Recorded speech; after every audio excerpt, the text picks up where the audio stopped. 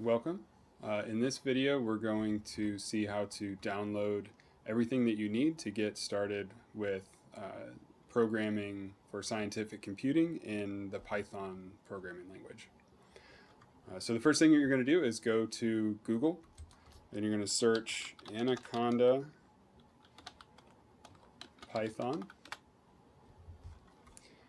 And you should see this Anaconda site come up. There could be a download Anaconda distribution site. You'll go to that distribution site.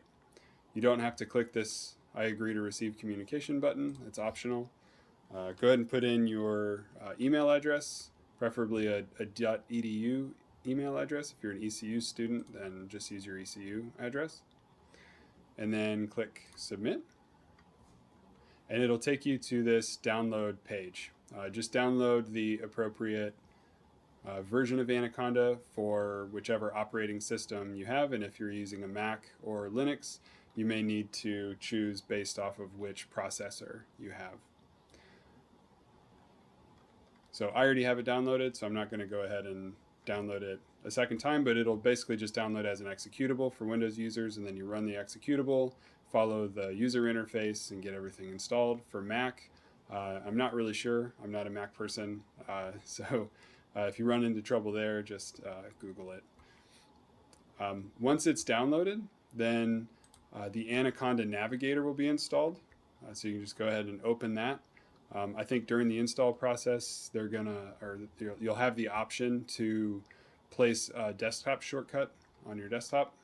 I prefer to do that, but certainly your choice. This Anaconda Navigator gives you a whole bunch of different useful things that you can do. So the first thing that we'll do is we'll click on environments. Environments are self-contained file systems that allow you to install a version of the Python interpreter along with any package dependencies that particular version of the interpreter may have, so that it sort of runs in a self-contained system that's protected from other stuff. I recommend using some sort of an environment for your computing. I only create one separate environment that's not the base root environment. And I've already created one here called my_env.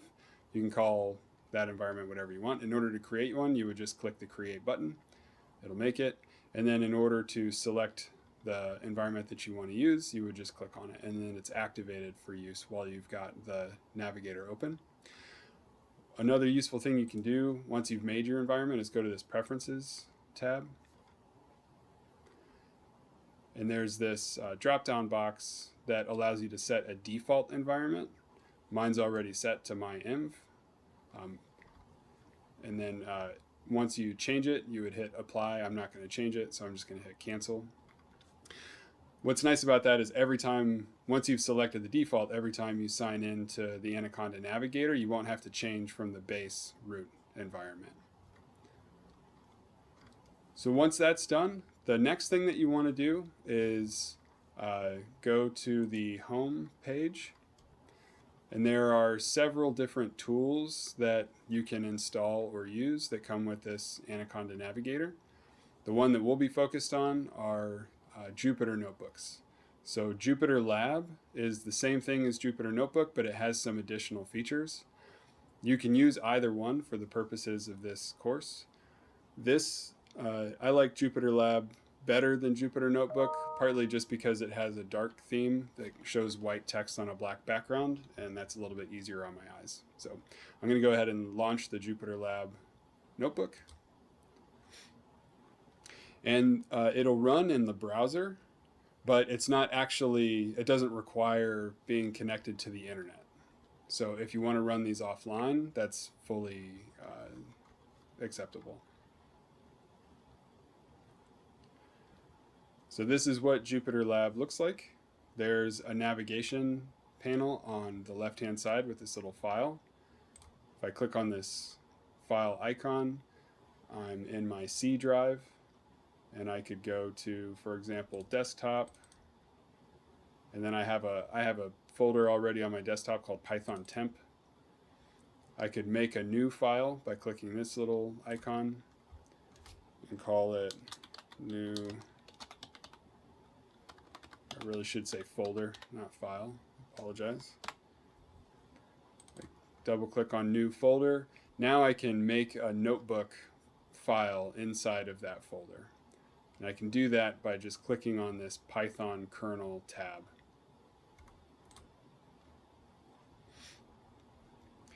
So notebooks are pretty cool. They allow you to mix different types of cells to achieve different objectives. So this cell, which we can recognize by this little set of square brackets, is a code cell. So we can type Python code in here and then execute Python code that'll run inline. So I'll give you an example of that. I'll do a print statement.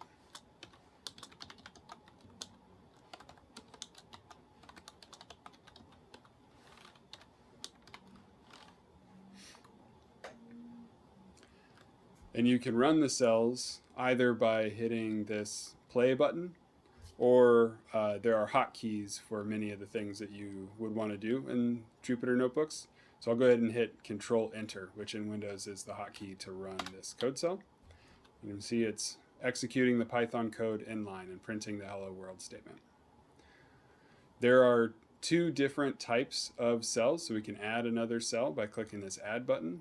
And right now, by default, it's a code cell. If we come up here to this drop-down tab, we can select Markdown.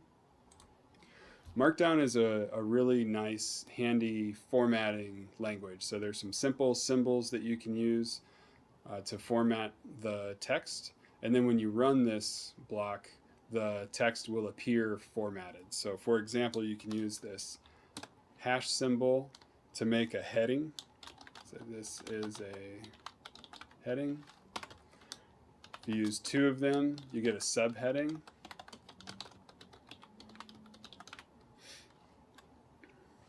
And when I run this code cell, then this text will be formatted in the Markdown fashion, as you can see. So this is really nice because it allows us to format text really nicely to accompany code cells. So either you can write concepts here, you can kind of mix language concepts, like maybe you want to write an explanation for how something works. That's something we're going to do quite a bit in this course. You could write an explanation of how the code works. You could do a lot of different things with it, and it's really nice.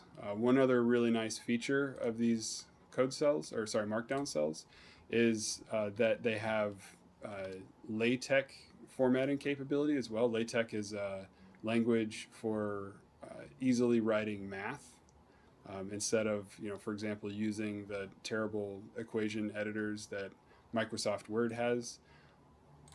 So I'll change that to a Markdown block.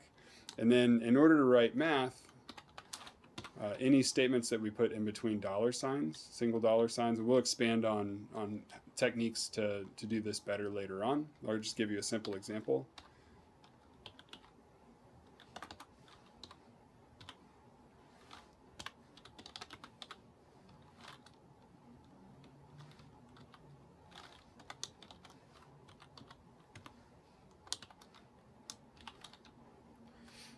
So now that I've written in my LaTeX formatted math expression, I can run this cell and it'll output something that's nice and formatted.